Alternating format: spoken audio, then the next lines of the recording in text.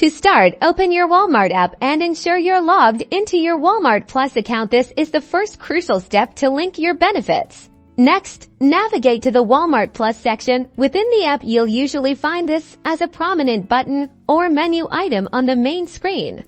Once in the Walmart Plus dashboard, look for an option that mentions Sam's Club fuel savings or linking your Sam's Club membership.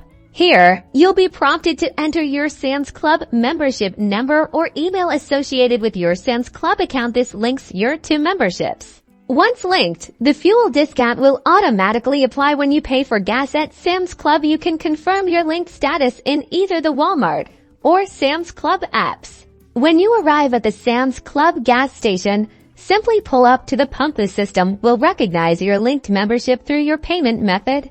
Pay with the card linked to your Sam's Club membership or the Walmart Plus account. The fuel discount will be clearly reflected on the pump's display before you even start fueling.